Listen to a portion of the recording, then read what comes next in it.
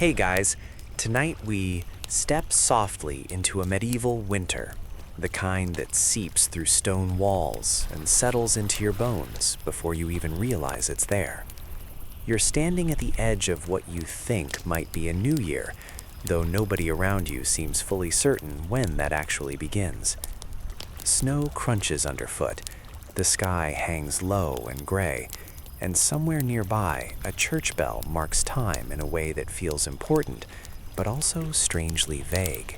This is not a fireworks and confetti kind of moment. This is a slow, candlelit turning of pages, where the year changes almost by accident, while everyone is busy staying warm and alive. You probably won't survive this era, statistically speaking, but tonight you get to visit without the risk of frostbite or medieval dentistry. So before you get comfortable, take a moment to like the video and subscribe, but only if you genuinely enjoy what I do here. And if you're awake enough, feel free to drop your location and local time in the comments. There's something oddly comforting about knowing someone else is listening from the other side of the night.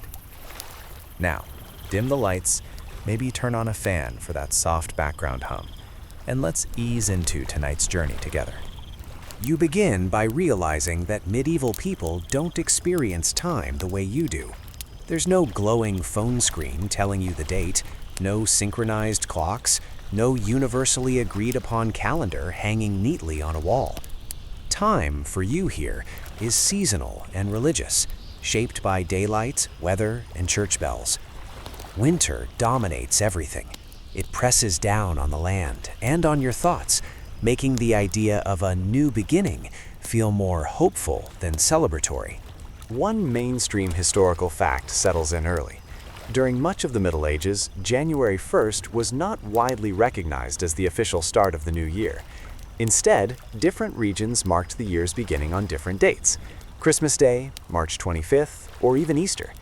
You stand there realizing that while you're mentally counting down to midnight, the people around you might not even agree that a countdown is happening.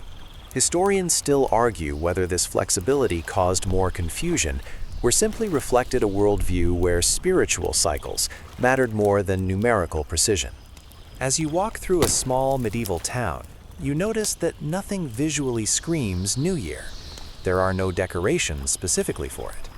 What you do see are signs of winter survival: thick cloaks, patched shoes, smoke curling lazily from chimneys. The sense of transition is subtle, almost internal. For medieval people, the new year isn't a party, it's a pause, a breath taken in the cold air, accompanied by a quiet hope that the coming months won't be worse than the last. A quirky tidbit drifts into your awareness as you pass a monk carefully adjusting a manuscript by candlelight. Some medieval calendars, especially those used in monasteries, began the year on March 25th, known as the Feast of the Annunciation. That means, depending on where you are, you might technically be standing in what feels like January, while everyone around you insists it's still last year. Imagine filing taxes like that. Actually, don't. Sleepy thoughts only. The church looms large here, both physically and conceptually. Bells mark not just hours, but meaning. They tell you when to pray, when to rest, and briefly, feeling the temperature drop even further and catch murmured Latin prayers floating upward into darkness. The new year, when it is acknowledged, is framed as a spiritual reset rather than a personal one. You might expect resolutions, promises to exercise more, or finally organize that medieval sock drawer. But instead, the focus is moral, confession, repentance, a fresh attempt at being a better Christian. There's something oddly relatable about that, even if the execution involves kneeling on cold stone floors. Historians still argue whether these practices genuinely marked the new year for everyday people, or whether they blended indistinguishably into regular religious life. Outside again, you hear laughter, soft, restrained, careful not to waste energy. Winter food stores are limited, so indulgence is measured. A small extra portion of bread or ale might mark the moment, though it's hard to say if it's for the new year or simply because someone needed cheering up. Medieval celebrations tend to blur together, especially in winter, when any excuse to feel warm and human is welcomed. Here's another mainstream fact slipping quietly into place. Medieval life expectancy was low, and the new year carried a weight you rarely feel today. Reaching another year wasn't guaranteed. For many, simply surviving to this point was the celebration. You feel that heaviness in the way people speak about the future, not in grand plans, but in cautious hopes. A good harvest, fewer illnesses, maybe a roof that doesn't leak quite as much. A lightly absurd aside floats in to keep you company. Some medieval people believed that loud noises at the turn of the year could scare away evil spirits. This idea lingers in folk traditions, though at this moment it mostly translates into someone banging a pot slightly harder than necessary. No fireworks, just aggressively enthusiastic cookware. You smile sleepily at the thought.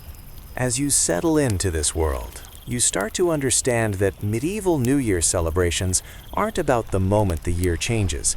They're about endurance, continuity, the reassurance that life, however difficult, keeps moving forward. The calendar might disagree with itself, but the seasons don't.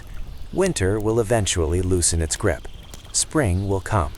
That belief is the quiet heartbeat beneath everything. The night deepens. The town grows quieter. You realize that the new year, for medieval people, is less a doorway and more a gentle bend in the road. You don't step through it with fanfare. You drift into it, almost without noticing, guided by habit, faith, and the steady rhythm of bells. And as you stand there, wrapped in borrowed wool and borrowed time, you feel that slow medieval sense of continuity begin to settle over you too. Steady, unhurried, and oddly calming. You continue forward without any dramatic pause, because medieval time doesn't really do dramatic pauses. It just sort of keeps going. Somewhere in the distance, another bell rings, and you're tempted to assume it marks the new year. It doesn't. Or maybe it does. That uncertainty is exactly the point. You're about to learn that asking a medieval person, "So when exactly is New Year?" is a surprisingly bold move. You discover, slowly and sleepily, that there is no single answer. In much of medieval Europe, the start of the new year depends entirely on who you ask, where you're standing, and how closely that person listens to church authority. One mainstream historical fact settles in like a heavy wool blanket. Throughout the Middle Ages, multiple New Year's days existed simultaneously across Christendom. January 1st, March 25th, Christmas Day, and Easter all competed for the honor. It's less a calendar and more a polite argument stretched over several centuries. You imagine trying to schedule anything under these conditions. A birthday, a coronation, a rent payment. Someone tells you it's due next year, and you're not entirely sure whether that means next week or 3 months from now. Historians still argue whether this system caused constant chaos, or whether medieval people were simply better at contextual thinking than we give them credit for. As you walk beside a narrow street, you overhear a quiet conversation between townsfolk debating dates with surprising passion. One insists the year begins on Christmas because Christ's birth marks the true renewal of the world. Another favors March 25th, the Feast of the Annunciation, when the angel Gabriel supposedly delivered history's most important message. January 1st, from their perspective, feels suspiciously Roman, leftover from a pagan empire they're still trying not to resemble too much. This hesitation around January 1st has deep roots.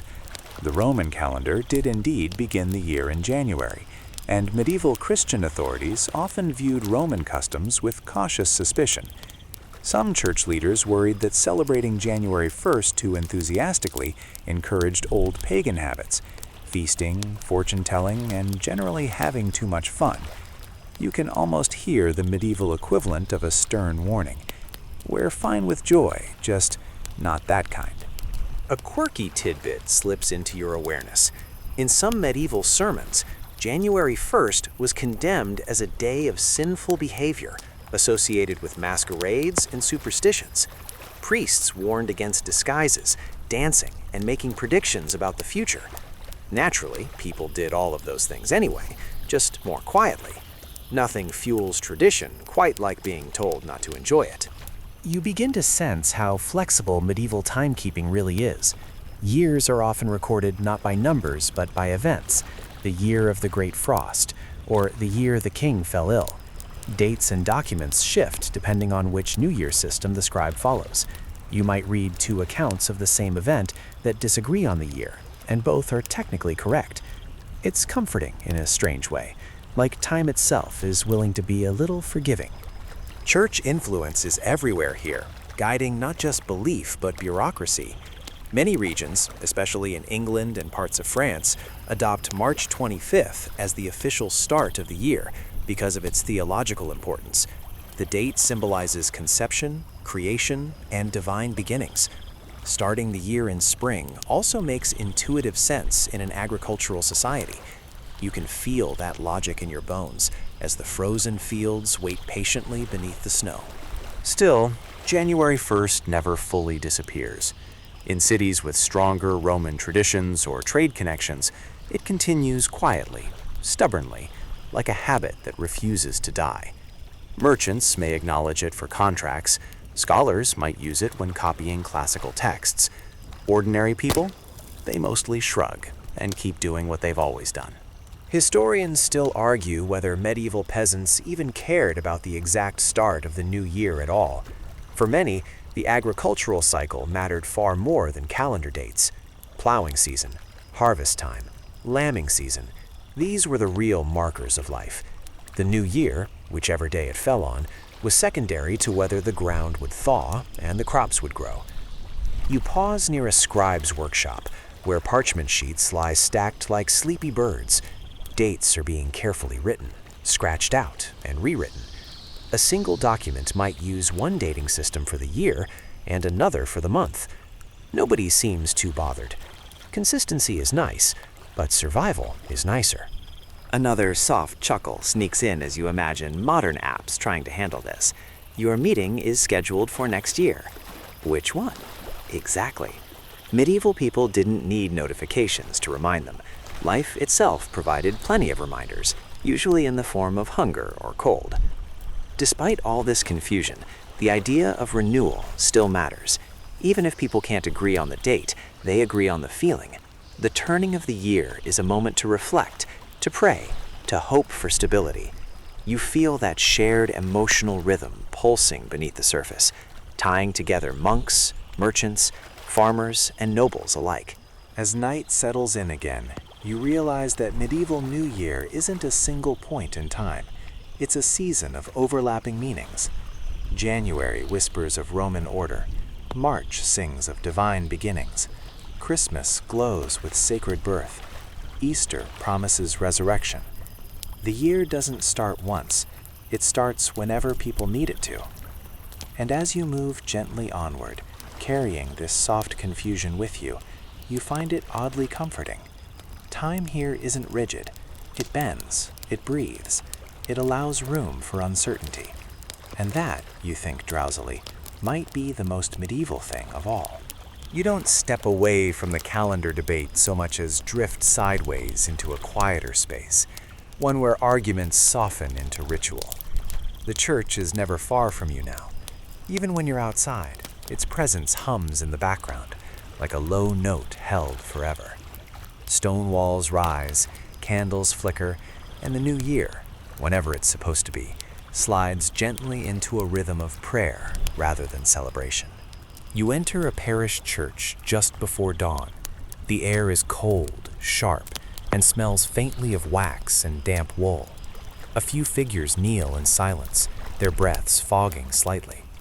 This is where the medieval New Year often truly lives, not in shouting or feasting, but in measured words spoken to God. One mainstream historical fact anchors you here. Medieval Christianity framed the turning of the year as a moral and spiritual checkpoint, a time to examine one's soul rather than one's party plans. The church calendar, unlike the civil one, is orderly in its own complex way. Feast days, fasts, and holy seasons loop endlessly, giving time a sacred structure. The new year becomes less about a single day and more about fitting yourself back into this divine cycle. You feel it as you listen to psalms rising and falling, their Latin syllables worn smooth by centuries of repetition. Monasteries take this even further. You imagine yourself inside thick stone walls where monks rise in the dark for night prayers. Their day is divided into precise intervals, matins, lauds, prime, each one ringing in with bells that cut cleanly through the cold. The new year might be acknowledged with special prayers, asking for mercy, forgiveness, and stability, not excitement. Stability is the dream. Here's a quirky tidbit that drifts through the incense. Some medieval sermons warned people not to make worldly New Year promises. Instead of vowing to improve your diet or stop procrastinating, tempting though that might be, believers were encouraged to renew vows of obedience, charity, and humility. Imagine resolving to be slightly less sinful, knowing full well you'll mess it up by Tuesday. Historians still argue whether ordinary villagers deeply internalized these spiritual themes or simply went along with them because that's what everyone did. Faith in the Middle Ages is complex, intimate for some, habitual for others. Either way, the Church sets the tone. Even if you don't fully understand the Latin, you understand that this moment matters. As you sit quietly, you notice how the Church reframes fear. The future is uncertain. Harvests fail, illnesses spread, but prayer offers a sense of control. By marking the new year with confession and blessing, medieval people symbolically place the unknown months ahead into God's hands. It's a comforting idea, especially when medical knowledge is limited and winter feels endless. A soft, almost sleepy humor sneaks in when you realize how long these services can be. Standing, kneeling, standing again. You shift your weight, trying not to look disrespectful, and imagine medieval congregants doing the same, hoping this particular prayer doesn't run long because their feet are freezing. The bells ring again, this time more deliberately. Sound is sacred here. Bells are believed to chase away demons, mark holy time, and protect the community. On or near the new year, their ringing feels symbolic, clearing out the old year's spiritual dust. Some people cross themselves, others just listen, letting the vibrations sink into their chests. Outside the church, fasting often accompanies the new year. Feasts are reserved for specific holy days, but the turning of the year can involve restraint rather than indulgence. You picture simple meals, bread, thin stew, eaten mindfully. The idea is purification, not punishment. Or at least that's the official line. Privately, you suspect people dream of fuller plates. In monasteries, the new year might prompt readings from scripture about time, judgment, and renewal. The monks copy texts by candlelight, their ink freezing if the room grows too cold. Dates are carefully noted, even if the broader calendar remains confusing. Within these walls, time is controlled, disciplined, and deeply meaningful.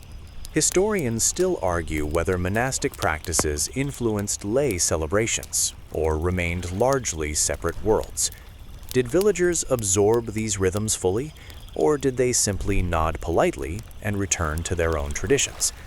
The truth likely sits somewhere in between, shifting from region to region. As night returns, you step back into the cold, carrying the quiet with you. There are no cheers, no countdowns, just a sense of being gently recalibrated. The new year, in this medieval sense, is not about adding something new, but about realigning yourself with something eternal. You feel the pace slow. The prayers echo in your thoughts long after the bells fade. Time here isn't rushing you forward, it's holding you still, just long enough to breathe. You move away from the cold stone of the church and toward warmth, because even the most spiritually focused medieval person still has to eat. The new year, however quietly it's acknowledged, carries with it a small but meaningful shift in how food is approached. Not abundance exactly, winter doesn't allow for that, but intention. You follow the scent of smoke and boiled grain into a low wooden hall where a fire crackles with the steady determination of something doing its best. One mainstream historical fact settles in as you take a seat on a rough bench. Medieval winter diets were limited, and any feast held near the new year was modest by necessity. Stored grains, salted meat, dried peas, and whatever root vegetables survived the cellar made up most meals. Fresh food is a memory. That makes even a slightly larger portion feel special. A bowl filled just a bit higher than usual becomes a celebration in itself. The room hums with quiet conversation. This isn't a roaring party. It's more like collective relief. You're still here. The stores haven't run out. The fire hasn't gone out. These are victories worth acknowledging. Someone ladles out stew, thickened with barley and hope. It smells earthy, a little sour, and deeply comforting. A quirky tidbit slides in between mouthfuls. In some regions, people believed that how well you ate at the new year influenced the year ahead. Not overeating, that would be reckless, but eating properly, balanced, respectful. Too much indulgence might tempt bad luck, or worse, public judgment. Medieval society is very good at judging quietly while smiling. As you eat, you notice how communal the experience is. Food is shared, not individualized. There are no plates in the modern sense, just trenchers, flat pieces of stale bread that double as dishes. When the meal is done, the bread might be eaten or given to the poor. Nothing is wasted. The new year reinforces this habit of careful use, a reminder that resources must last until spring. Historians still argue whether medieval New Year feasts were widespread or limited to specific social classes and regions. Records often focus on nobles and monasteries, where feasting is documented, leaving peasant practices less visible. What's clear is that food, however simple, carried symbolic weight. Eating together meant continuity. Survival tasted better when shared. In wealthier households, the new year might justify a slightly more elaborate meal. A bit of salted pork, a preserved apple, maybe a drizzle of honey saved for something important. These aren't everyday foods, especially in January. The act of bringing them out signals that this moment, this turning of time, deserves recognition, even if quietly. You hear laughter, soft and brief, like it doesn't want to draw attention to itself. Jokes are practical, observational. Someone complains about the cold. Someone else claims this stew is better than last year's, which might be true, or might just be optimism doing its job. Humor here is a survival skill, and the new year gives it a small stage. Alcohol appears, cautiously. Ale or weak wine, consumed more for calories than celebration.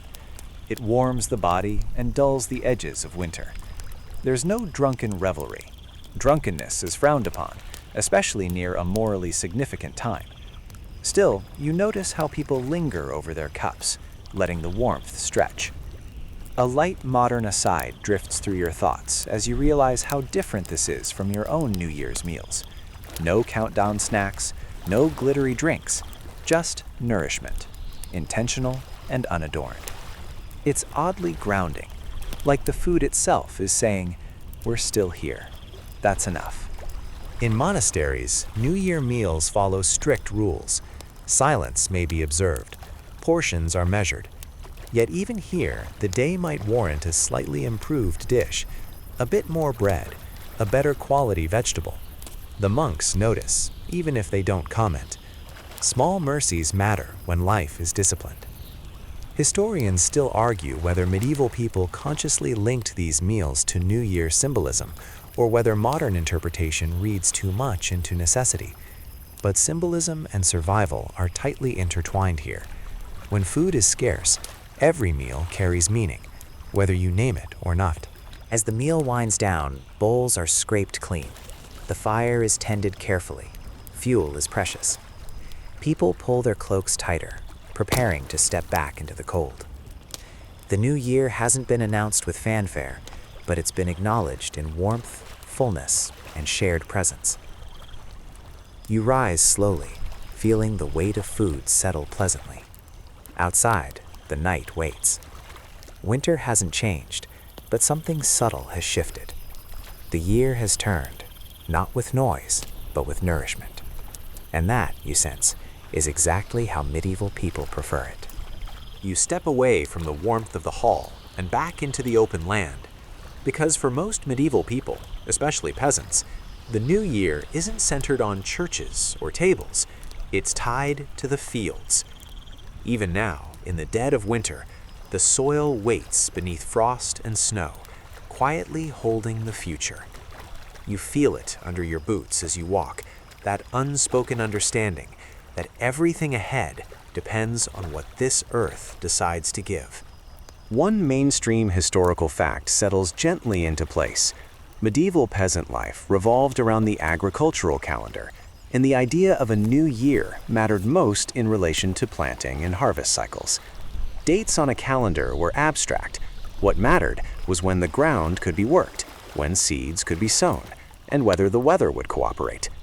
The new year was less a celebration and more a checkpoint, an evaluation of survival so far. You pass simple cottages with smoke drifting upward, thin but steady. Inside, families are already thinking ahead. Tools are checked and mended during winter. Wooden handles are reinforced. Blades are sharpened carefully because iron is expensive and accidents are unforgiving. This quiet preparation is how peasants greet the new year, by making sure what they have will last. A quirky tidbit drifts in as you watch someone inspecting a plow. In some rural traditions, farmers performed small symbolic gestures at the new year, like tapping tools on the ground or storing them in a particular order, believing it would encourage a good harvest. These acts aren't dramatic rituals, just tiny habits passed down, half believed and fully practiced. You don't question them. When your life depends on the weather, you try everything. Historians still argue whether these practices were remnants of pre-Christian beliefs or simply practical customs that took on symbolic meaning over time. The truth likely varies from village to village. Here, belief and routine blend so seamlessly that separating them feels unnecessary. You notice how conversation among villagers always circles back to the same themes: frost damage, grain stores, livestock health. The new year doesn't bring new dreams so much as renewed hopes that existing systems will hold. A good year means enough food. A bad one means hunger. That clarity sharpens every thought. Livestock play a quiet role in these New Year reflections. Animals are counted, checked, and sheltered as best as possible. A cow or sheep surviving the winter is a promise of milk, wool, and stability. Some communities believed that treating animals especially well around the new year encouraged good fortune. Even skeptics participated because kindness costs little and might matter. A gentle humor slips in as you imagine medieval New Year resolutions, sounding something like, "Keep the ox alive, don't starve, avoid angering the weather." Achievable goals, honestly. You feel a sleepy appreciation for their practicality. In many villages, the new year is marked by communal obligations. Rent, labor duties, or agreements might renew at this time, depending on local custom. These are not celebratory moments, but they are significant. The year turns, and with it, responsibilities continue.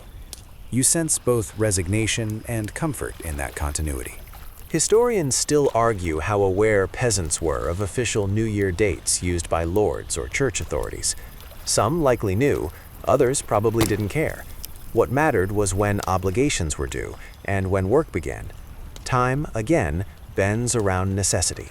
Winter evenings stretch long, and storytelling becomes a form of warmth. By the fire, older villagers recount past years, the harsh winters, the good harvests, the times they barely made it through. These stories serve as quiet instruction for the year ahead. The new year is a reminder that survival is possible because it's happened before. You listen as someone mentions an especially bad year, followed by a pause, then a shrug. They made it through. That's the lesson. The new year doesn't promise improvement, but it allows hope to reset, just slightly. As you walk further, you notice simple protective practices, charms near doors, bits of greenery saved from earlier seasons, symbols scratched into wood. Some villagers believe the new year is a vulnerable time, when bad luck might slip in. These small defenses are less about fear and more about reassurance. Doing something feels better than doing nothing. Historians still argue whether medieval peasants saw the new year as spiritually significant or merely practical. The answer seems to be both. Faith, superstition, and labor intertwine until they're inseparable. You don't analyze it, you live it. The land around you is quiet, resting. Fields lie fallow, but not forgotten. As the new year settles in, you feel the weight of expectation pressing gently forward. Spring will come, seeds will be planted, or they won't. For now, the new year is about patience. You stop, look out over the sleeping fields, and breathe in cold air. The year has turned, not with a cheer, but with a plan. And for the medieval peasant, that's more than enough. You leave the open fields behind and find yourself drifting toward a place where stone replaces soil and hierarchy hums quietly beneath every interaction. This is the world of lords, ladies, and carefully measured cheer. The new year here is still subdued, but it wears cleaner clothes and stands a little straighter. You feel it the moment you cross the threshold into a manor hall, where everything, from the tapestries to the posture of the servants, knows its place. One mainstream historical fact settles in as you take in the scene. Medieval noble households often acknowledge the new year through formal gatherings, gift exchanges, and reaffirmations of loyalty. This wasn't raucous celebration, it was controlled festivity designed to reinforce social order. The year turns, and so do obligations, all neatly aligned beneath a lord's roof. The hall is warmer than the peasant cottages you've left behind, though drafts still snake along the floor. A fire burns steadily, and rushes are freshly scattered. Someone has taken the time to tidy, which already marks the moment as significant. You notice that people speak slightly more softly, smile slightly more deliberately. Cheer here is curated. January 1st, where recognized, holds more weight in noble circles, especially in regions influenced by court culture. The date provides a convenient excuse for ceremonial behavior. Guests arrive, greetings are exchanged, and the year is acknowledged through ritualized politeness. You imagine someone practicing their bow beforehand, just in case. A quirky tidbit drifts in as you observe a small cluster of courtiers. In some medieval courts, New Year's gifts were expected, and failing to give one could be interpreted as a slight. These gifts weren't extravagant, often gloves, coins, or symbolic objects, but they carried social meaning. It's less Happy New Year and more, I still respect our arrangement.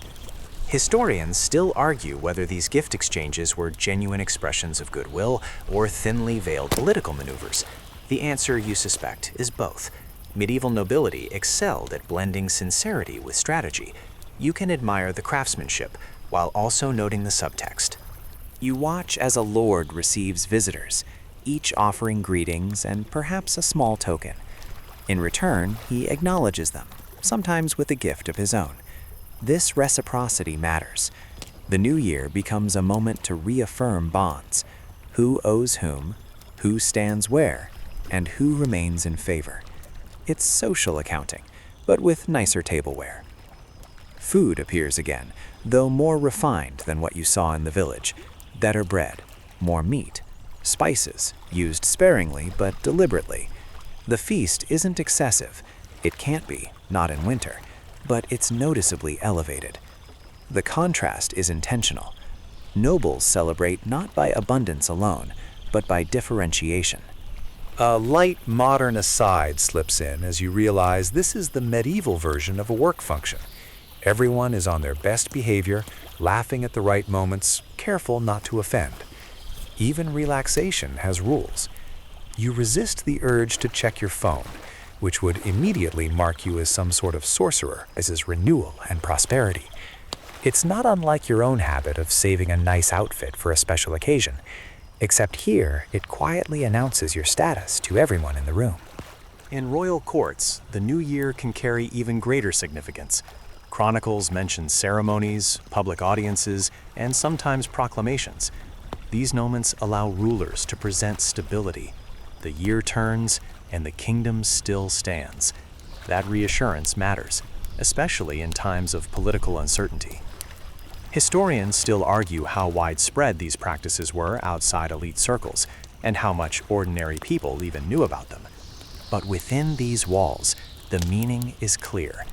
The new year is a stage, and everyone has a role to play.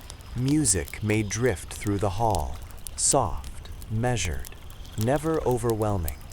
A lute, perhaps, or voices raised in controlled song. The goal isn't excitement, it's atmosphere. You feel the pace slow, the sound smoothing the edges of thought. As the gathering winds down, guests depart with careful farewells. Nothing is spontaneous. Even goodbyes follow an order. The year has been acknowledged, relationships reaffirmed, and hierarchy maintained. That, here, counts as success. You step back out into the cold, carrying the impression of polished warmth with you. The noble new year isn't louder than the peasant one. It's just more deliberate. And as you move onward, you sense how every layer of medieval society greets the year differently, each in its own careful way. You remain in this carefully ordered world, but your attention narrows from halls and hierarchy to the quiet moment of exchange, when hands meet and something small but meaningful passes between them. The new year, especially among the medieval elite, is carried forward not by words alone, but by gifts. Not flashy ones, not surprise ones, thoughtful, symbolic, and sometimes slightly underwhelming ones. One mainstream historical fact settles gently into place. By the later Middle Ages, New Year's gift-giving was an established custom in many European courts, particularly in France and England. These exchanges reinforced loyalty and social bonds, often occurring on or around January 1st. Gifts weren't optional gestures of affection. They were part of the social machinery. You watch as a noble presents a pair of finely stitched gloves. Another offers a small pouch of coins. A third gives a book, carefully bound and impossibly expensive. These are practical items, but also messages. Gloves suggest service and trust. Coins acknowledge obligation. Books imply education, piety, or refinement. Nothing here is random. A quirky tidbit slips in quietly. Some medieval gift lists survive, and they can read like inventory spreadsheets with feelings. Kings received dozens of presents, horses, jewels, manuscripts, while giving out gifts strategically in return. It's the medieval equivalent of keeping track of who gave you what, so you know how nice to be later. You can almost see the mental notes forming. Historians still argue whether this system of exchange fostered genuine goodwill or merely formalized dependence. The new year provided a socially acceptable moment to rebalance favors, smooth over tensions, and remind everyone where they stood. You sense that most participants understood the game, even if they pretended it wasn't one. Outside the courts, gift-giving looks different, but still matters. In towns and villages, the new year might bring small tokens between neighbors: food, candles, a bit of ale. These gifts aren't recorded, but they're remembered. A loaf shared now might mean help later. In winter, generosity is an investment. You notice how children receive special attention: a small treat, a warmer garment, something simple to mark the year's turn. Childhood is brief and uncertain in this world, so moments of kindness feel amplified. The new year gives adults an excuse to be gentle without explanation. Another soft humor slips in as you imagine medieval disappointment. You give a carefully chosen gift, only to receive socks. Well, woolen hose, technically. Practical, yes. Thrilling, no. But you smile and thank them anyway, because social harmony depends on it. Religious gifts also circulate: candles for churches, donations in honor of the new year. These acts serve both spiritual and social purposes, signaling piety and community involvement. Giving to the church is never a bad look, especially when the year is fresh and judgment feels near. Historians still argue how widespread New Year gift-giving was among the lower classes, due to limited written records. But archaeological finds, tokens, small personal items, suggest that exchange played a role even when formal documentation didn't. People have always marked time by giving something away. You pause to consider how these gifts contrast with modern expectations. There's no pressure to surprise or impress. The value lies in appropriateness. A good gift fits the relationship. Too much can be as awkward as too little. The new year, again, is about balance. As the exchanges conclude, there's a sense of closure. Obligations acknowledged, relationships reset. The year can proceed. You feel that quiet relief settle in, like the soft click of something locking into place. You move on, carrying the understanding that medieval New Year gifts weren't about novelty, they were about continuity. And in a world where the future was uncertain, that continuity was the greatest gift of all. You drift onward into softer, dimmer spaces where certainty loosens its grip and the edges of belief blur. The new year, especially in the medieval imagination, is not just a date, it's a threshold. And thresholds, as you've probably noticed, make people nervous. Here, in the quiet corners of homes and villages, luck, omens, and superstition begin to whisper. One mainstream historical fact settles in as you listen more closely. Medieval people widely believed that certain days, especially those marking transitions like the New Year, were spiritually dangerous or powerful.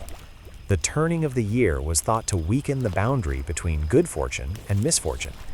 This belief didn't belong to one class or region. It threaded through all levels of society.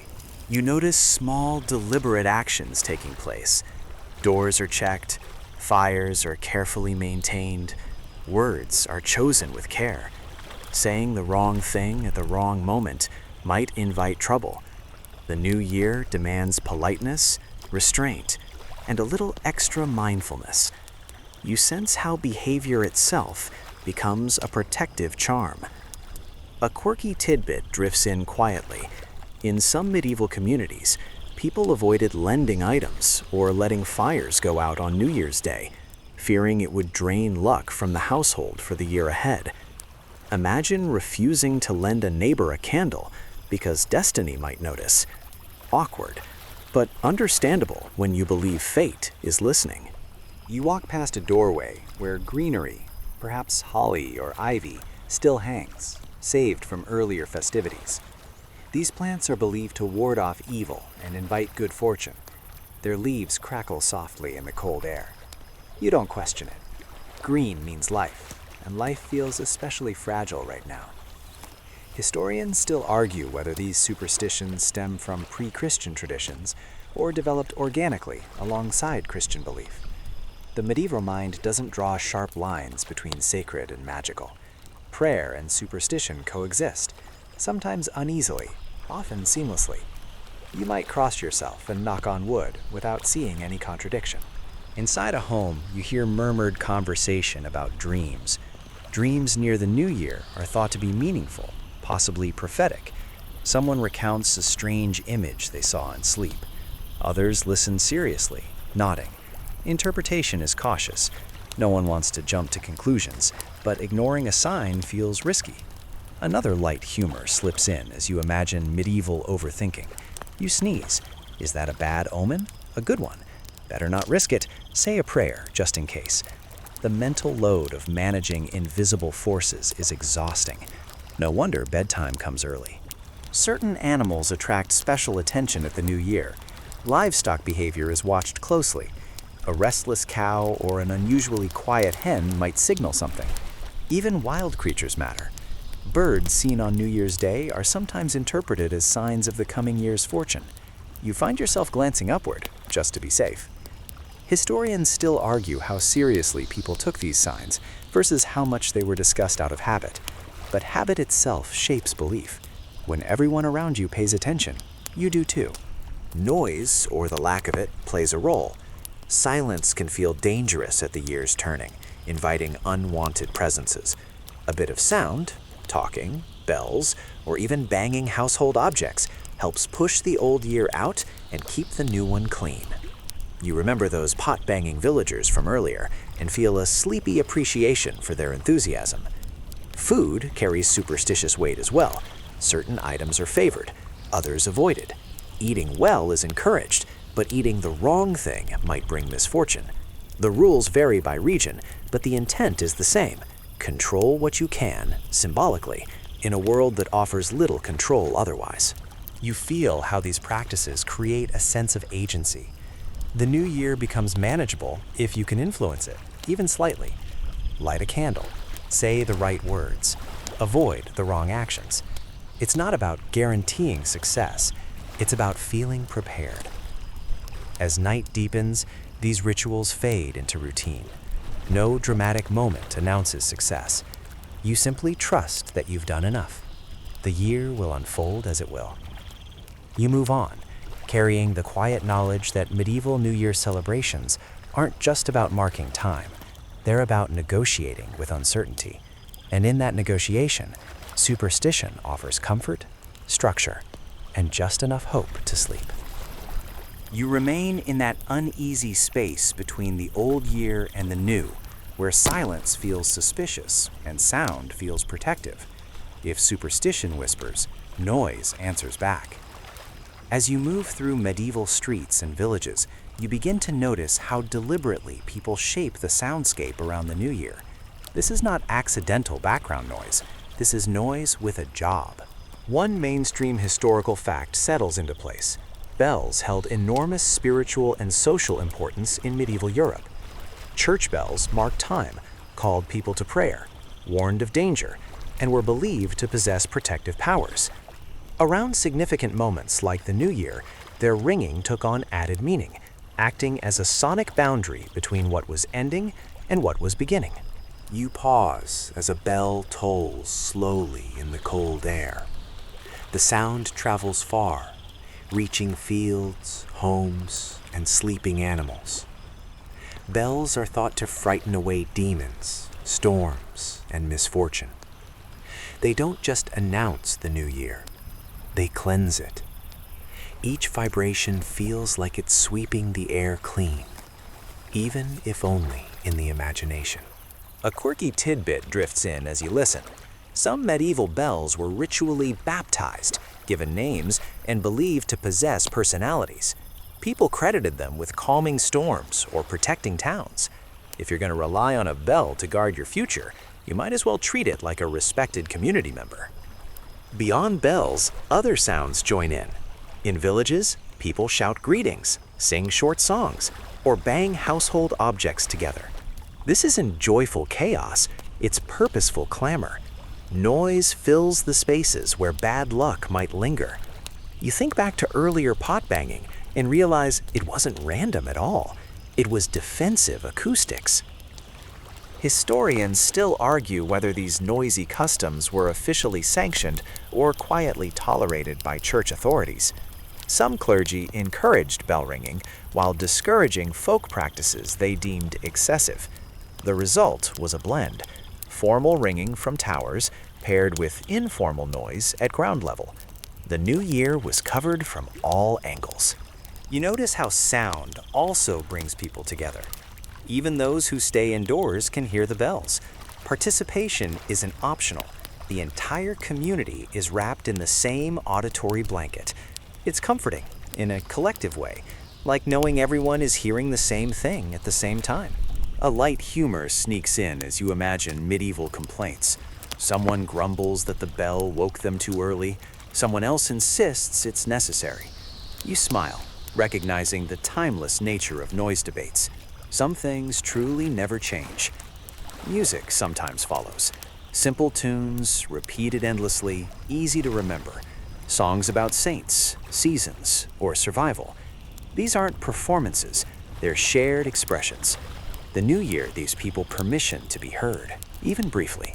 In towns, guilds may contribute their own sounds: drums, horns, processional music. These groups use the moment to assert presence and unity. Sound becomes identity. You know who belongs where by what you hear. Historians still argue whether medieval people consciously believed sound itself could alter reality, or whether the belief was more symbolic. But symbols matter. When life feels unpredictable, doing something loud and communal feels reassuring. As the sounds gradually fade, a different kind of quiet settles in. Not the uneasy silence from before, but a fuller one, as if something has been completed. The noise has done its work. The new year is here, acknowledged, guarded, and set in motion. You stand still, listening to the echoes disappear into the night. The air feels calmer. Or maybe that's just you, soothed by rhythm and repetition. Either way, the sound has carried you forward. You move on, carrying the memory of bells and voices with you, knowing that in the medieval world, the new year isn't just seen, it's heard.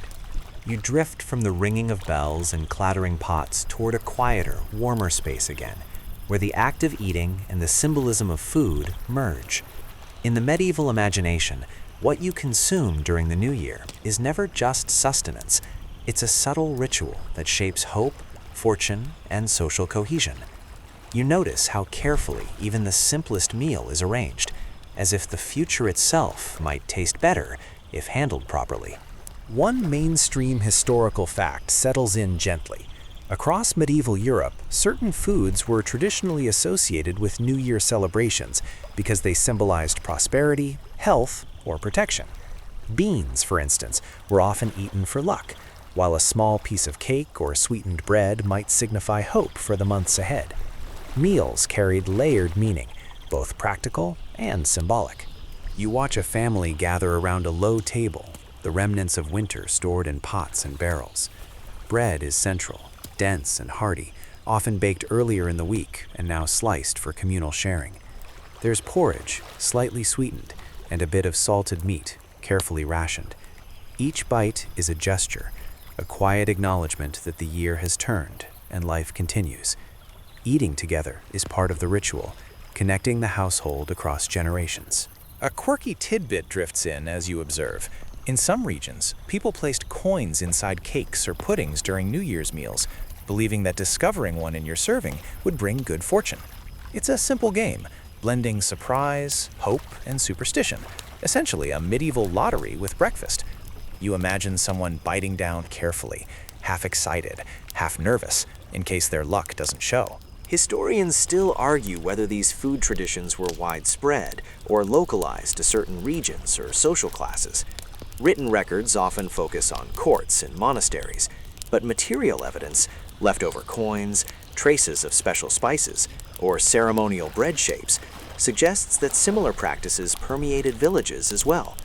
The meaning of the meal might shift depending on where you are, but the intent remains, a bite of optimism to start the year. The preparation itself is deliberate. Meats are salted to preserve them. Grains are boiled with precision. Soups and stews simmer slowly, their aroma both comforting and slightly magical. Cooking in winter is a slow, meditative process. You notice how each movement, stirring, ladling, slicing, is almost ritualized, a gentle assertion of control over the uncertainty outside. You catch snippets of conversation around the table. Hopes for a good harvest, complaints about the cold, gentle teasing. Even in survival-focused households, there's room for humor. A light joke floats over the fire. Someone quips that if this year is anything like last, they'll need twice the porridge. Laughter punctuates the serious undertone of the meal, a reminder that even practical rituals can carry joy.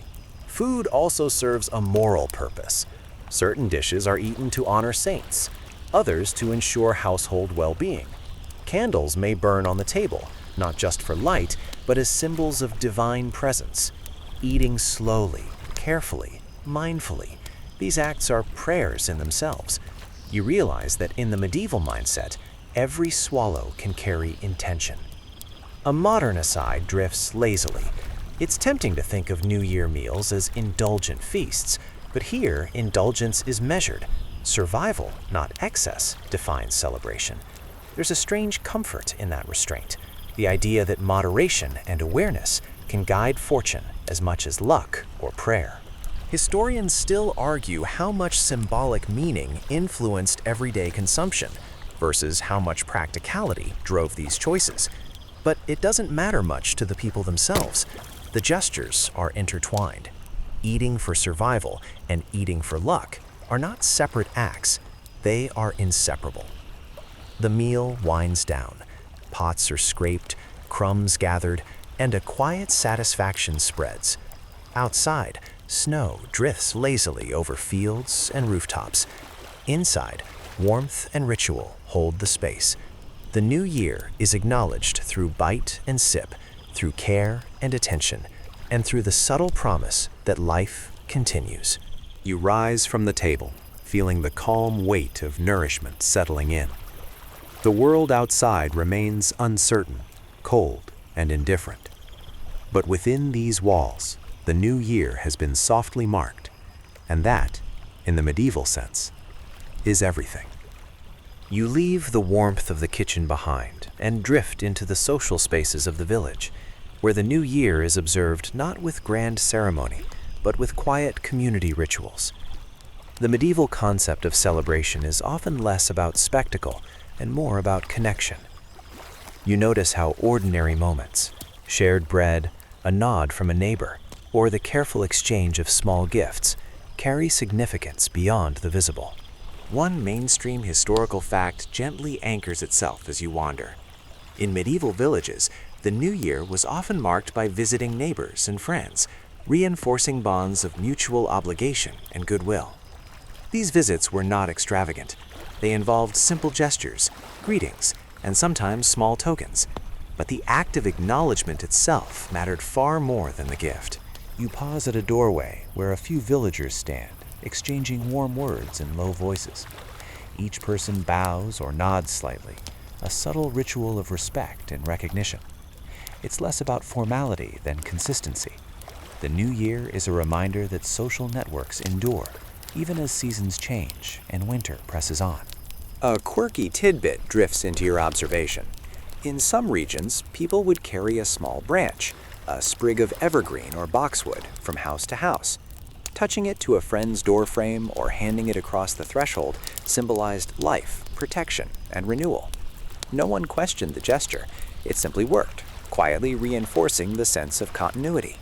Historians still argue whether these customs are remnants of older, pre-Christian traditions or fully integrated into the Christian moral framework of medieval life. In practice, the difference is invisible. People participate, believe, and pass the rituals along, no matter the origin. You notice the rhythm of the village subtly shifts as the day progresses. Work slows, not because it stops, but because attention is divided. Even the tasks of survival, fetching water, tending fires, mending clothes, acquire a slightly ceremonial tone. Actions performed on the threshold of the year are imbued with symbolic meaning, turning ordinary labor into gentle acknowledgement of time's passage. Small children run through the streets carrying tiny gifts or coins. Their play is part ritual, part amusement. They may imitate adults, copying visits or mimicking ceremonial bows. You smile at the continuity, noticing how habits of civility and recognition are learned almost effortlessly in this environment. The new year is both instruction and celebration, subtle and cumulative. Another light humor drifts through. You imagine a child presenting a slightly chewed cookie as a New Year gift. The gesture is received with polite enthusiasm because in this society, effort, intention, and continuity outweigh perfection. It's oddly heartwarming. Food occasionally joins these social visits. A loaf, a bit of cheese, or some preserved fruit may be offered and received with quiet acknowledgement. Hospitality, even when limited by scarcity, is a form of currency. Sharing preserves relationships, and in winter, it might preserve lives. The new year, here, functions as a gentle reminder of interdependence. Historians still argue how formally structured these communal visits were. Some argue for strict expectations, while others emphasize flexibility and spontaneity. Either way, the new year provides a socially recognized opportunity to reinforce obligations and goodwill. You notice songs drifting softly through open windows. They are short, repetitive, easy to remember. Perhaps an old folk tune wishing health or fertility. Perhaps a chant that echoes the rhythms of labor and seasons. Music here isn't entertainment, it's mnemonic, a subtle reinforcement of communal memory and continuity. As night deepens, people retreat into their homes, the rituals of the day settling gently into habit. The new year has been marked in countless small ways: a greeting, a gift, a branch, a song, a shared loaf. None of these actions is dramatic, but together they form a quiet symphony of acknowledgement, ensuring that life, community, and time continue. You walk slowly through the village, noting how the soft glow of hearths contrasts with the cold darkness outside. Each household has contributed to the collective experience, binding the community through shared ritual, small kindness, and symbolic care. The new year is present in every gesture, and yet unobtrusive, slipping seamlessly into daily life.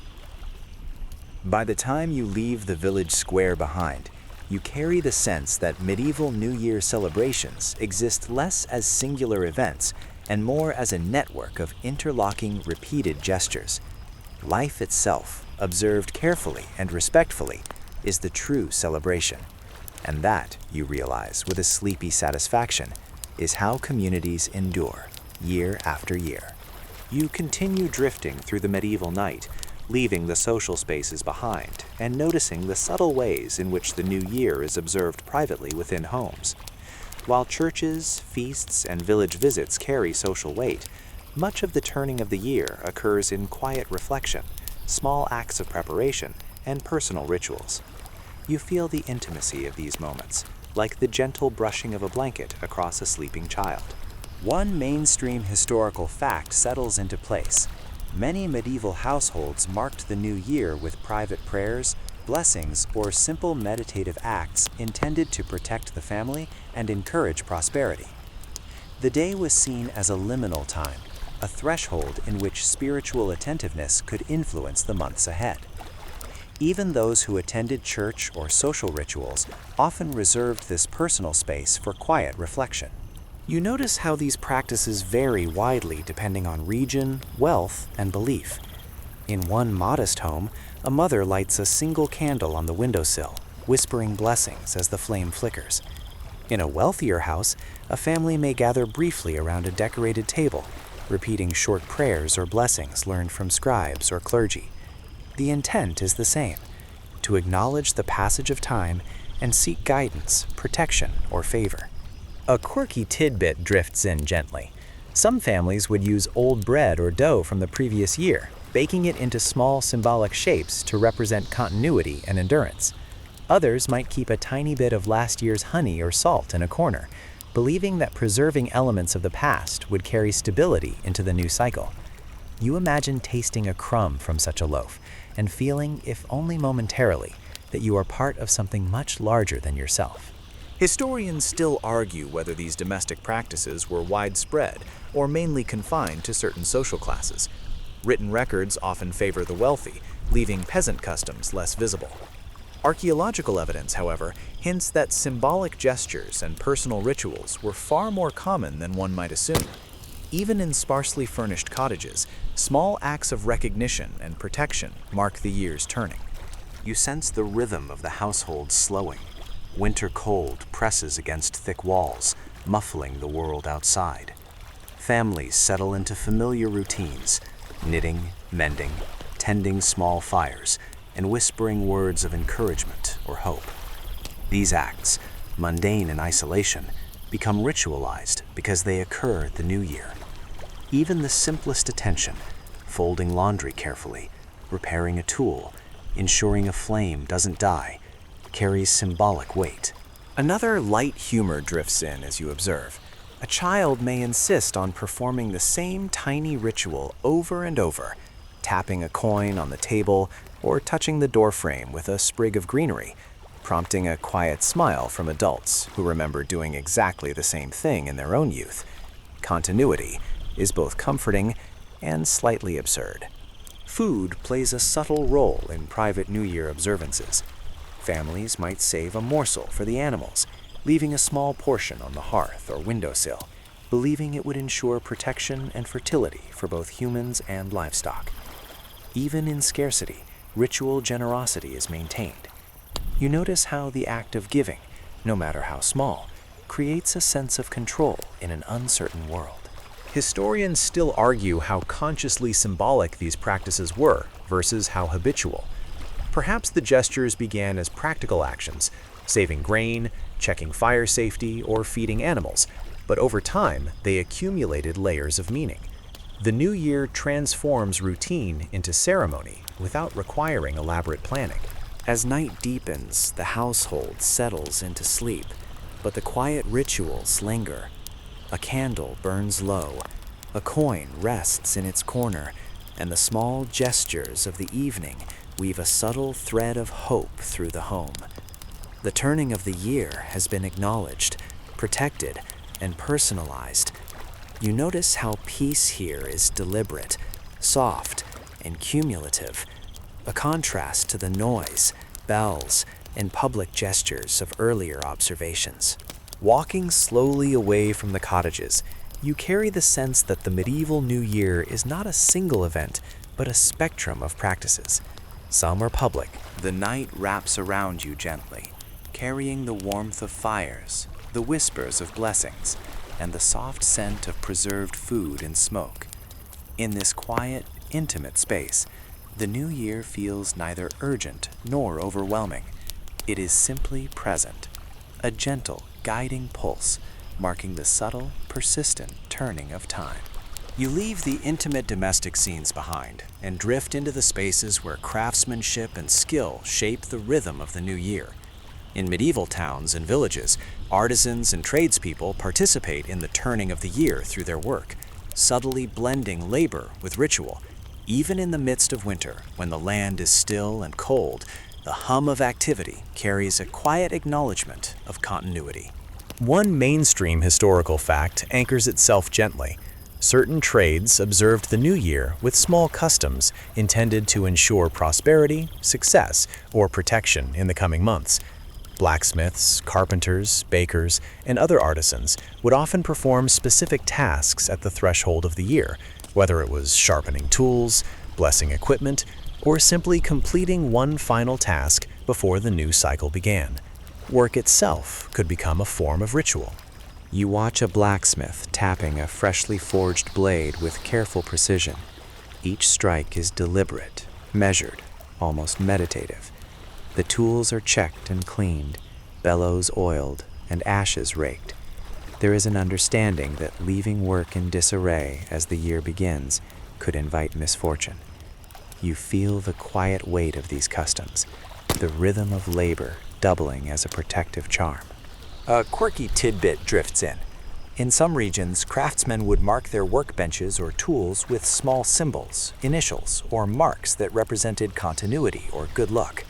A carpenter might carve a tiny mark into a chair leg before the new year, while a baker could stamp bread with a symbolic design. These gestures are private, subtle, and slightly whimsical, a way to embed hope and intention directly into the objects that sustain life. Historians still argue whether these practices were widely symbolic or primarily practical, serving to organize work and maintain equipment. Either way, the gestures take on additional meaning when performed at the turning of the year. You notice how routine becomes ritual without a single word being spoken. In towns, guilds play a structured role in New Year observances. Guild members may gather briefly, exchange greetings, and ensure obligations are up to date. Dues are noted, tools inspected, and minor disputes quietly settled. These moments are pragmatic, yes, but the timing aligns with the new year, giving them ritual significance. The act of alignment, of closure and preparation, is central. You sense the rhythm of the streets as artisans pause their work. Children and apprentices observe carefully, learning not just the craft, but the etiquette and rituals surrounding it. The new year becomes a teaching moment, subtly reinforcing social and professional norms. Work, life, and tradition are interwoven so tightly that separating them feels impossible. Another light humor drifts in as you imagine a blacksmith handing a hammer to an apprentice and whispering, "Don't drop this or you'll have a cursed year." The apprentice nods seriously, although the grin creeping onto his face betrays the blend of belief, habit, and amusement inherent in these practices. Medieval superstition has a playful side when observed quietly. Food sometimes intersects with work. Bakers, for example, may prepare a small batch of symbolic bread for the new year before returning to routine tasks. Sharing a loaf among apprentices or neighbors carries a sense of both practicality and ceremonial intention. Meals, work, and ritual overlap seamlessly. Historians still argue about the origins of these craftsman rituals, whether they stem from ancient pagan customs, the influence of Christian symbolism, or the pragmatic necessity of organized labor. The truth is probably a mixture, layered over generations of adaptation. You realize the exact source matters less than the fact that the rituals persist. As evening falls and the last tasks are completed, a subtle sense of closure permeates the workshops. Tools are ready, obligations noted, apprentices instructed. The workday ends not with fanfare, but with satisfaction, calm, and a sense of preparedness. The new year has been acknowledged, if quietly, through action, care, and intention. Walking slowly away from the workshops, you carry the impression that medieval life marks transitions not only through ceremony or superstition, but through the careful continuation of work. Labor itself becomes a vessel for recognition, a subtle but effective way to honor the turning of the year. You drift further into the medieval landscape, following the quieter, less tangible currents of tradition that ripple through communities.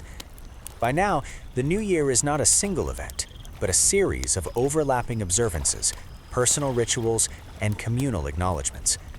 You begin to notice how stories, legends, and memory weave through these practices, creating a subtle cultural tapestry that marks the passage of time. One mainstream historical fact gently settles into your awareness.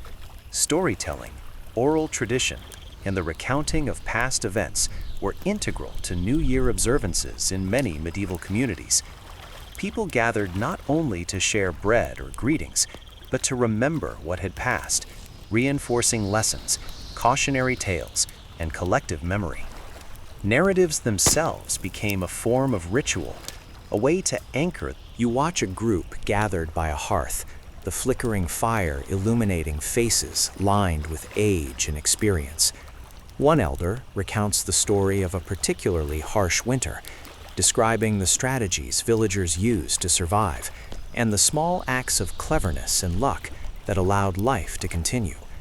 Listeners nod, some smile, some shiver at the memory, but all absorb the lesson. The new year is not a blank slate. It is built upon what came before. A quirky tidbit drifts in. In some areas, people would dramatize parts of these stories with simple props, a stick as a sword, a pot lid as a shield, or a bundle of straw as an imagined animal. The improvisation might be comical, but the stories carried serious undertones, teaching caution, resilience, or virtue. You imagine a child suppressing a giggle while pretending to battle a straw dragon, fully absorbed in the lesson and the ritual at once. Historians still argue how much moral instruction versus entertainment these New Year's stories conveyed. Some scholars suggest that storytelling was primarily didactic, reinforcing societal norms, while others believe that humor and drama were equally central, providing levity in otherwise harsh conditions. The truth seems comfortably balanced. Both instruction and amusement coexist naturally. As you listen, you notice how stories often include subtle references to natural phenomena and omens, frost patterns, animal behavior, or celestial events. These observations, woven into narrative, guide the community in understanding their environment. A harsh winter tale warns of cold months ahead. A story of a bountiful harvest teaches the timing of planting and care of livestock. You realize the new year serves as a temporal bridge, connecting memory, prediction, and practice. Another gentle humor drifts in as someone exaggerates a tale for effect, making a fox appear nearly heroic and a villager slightly foolish. Laughter punctuates the narrative, reinforcing social bonds and relieving tension. Even in cautionary stories, humor softens the lesson. The new year is serious, yes, but it allows room for human folly and amusement. Food often accompanies storytelling. A pot of thin stew, bread, or a shared morsel of fruit acts as a tangible reminder of comfort and continuity. Listening and eating, you recognize, are intertwined acts of preservation, of life, culture, and knowledge. The physical sustenance parallels the intellectual and emotional nourishment of narrative. Historians still argue how standardized these stories were, whether recurring motifs and moral lessons circulated widely or remained localized. The answer is likely both. Some stories traveled across regions, adapted to local circumstances, while others stayed deeply rooted in specific families or villages. Either way, the tales bind participants to each other and to the passing year. As the night deepens, you feel the effect of these stories settle quietly. The new year has been acknowledged through memory, humor, caution, and reflection. The act of storytelling ensures that the past informs the present, and that the community enters the future with lessons, laughter, and quiet assurance. You step away from the hearth, leaving behind faces illuminated by firelight and eyes reflecting knowledge passed across generations. The stories linger in the air, carrying warmth, wisdom, and a subtle promise that life endures, that continuity is sacred, and that the new year, no matter how modestly observed, is a threshold crossed together. You move slowly through the fading night, carrying the echoes of bells, laughter, stories, and quiet rituals with you.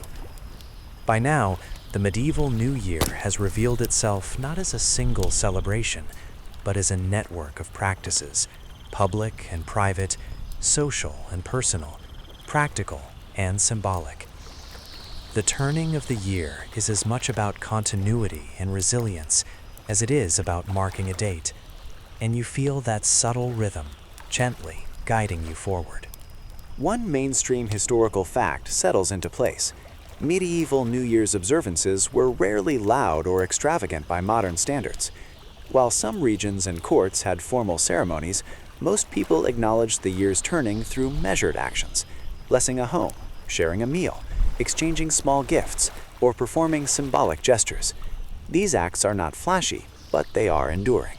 You notice, walking through quiet streets and dimly lit cottages, how each household has left traces of acknowledgement behind.